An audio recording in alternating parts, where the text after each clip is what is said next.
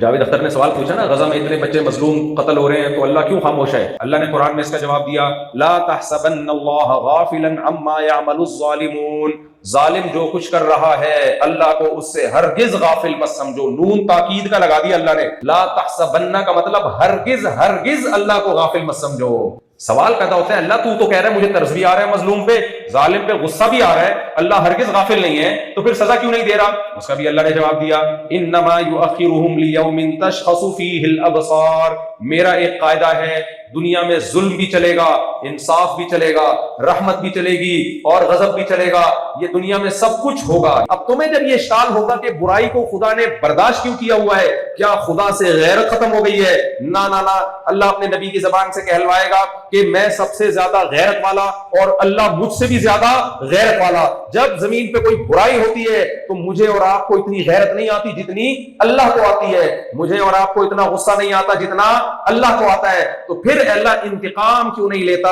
تو اللہ اس کا جواب دیتا ہے، انما یؤخرهم لیوم تشخص فیہ الابصار، میں نے ایک دن رکھا ہوا ہے جس دن تمہاری نگاہیں پھٹی کی پھٹی رہ جائیں گی، اس دن کی سختی بچوں کو بوڑھا کر دے گی، اس دن ایسا حساب ہوگا کہ دودھ کا دودھ پانی کا پانی کر دوں گا۔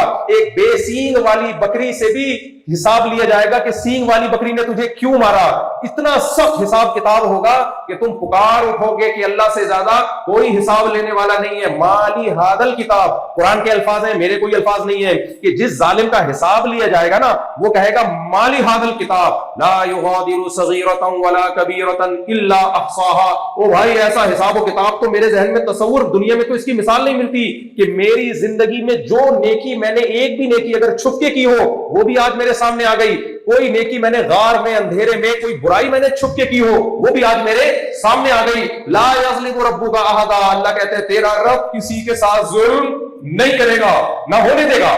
اور اگر آپ خدا کا انکار کرتے ہو تو اس کا مطلب آپ غزہ کے مظلوموں کی فریاد رسی نہیں کر رہے، آپ جو ظالم ہے اس کے ہاتھ مضبوط کر رہے ہو کہ کرتے رہو طاقت کے نشے میں، جو کچھ کرو کوئی پوچھنے والا نہیں ہے۔ دنیا انتقام لے رہی ہے، جنہوں نے غزہ کے مظلوم بچوں کو مارا ان قاتلوں کو کسی نے سزا دی؟ اور کوئی امکان اسباب کی دنیا میں نظر آ رہے کوئی سزا دے گا ان کو؟ خدا کے انکار سے دنیا میں ظلم کم نہیں ہوگا، بڑھے گا۔ ہاں ایک اشکال کیا کہ پھر ہم دعا کیوں مانگتے ہیں جب خدا نے آخرت میں انتقام لینا ہے؟ ہم دعا اس لیے مانگتے ہیں کہ اللہ ہمیں بھی آزما رہا ہے، ہمیں بھی آزما رہا ہے کہ تم اس ظلم کو روکنے کے لیے کیا کر رہے ہو۔ ہمارے پاس تو دعا کے علاوہ کوئی طاقت نہیں ہے، تو اگر ہم دعا بھی نہ مانگے تو ان مظلوموں کی جان چھوٹے نہ چھوٹے ہم لٹک جائیں گے آخرت میں کہ تم مجھ سے مانگ تو سکتے تھے۔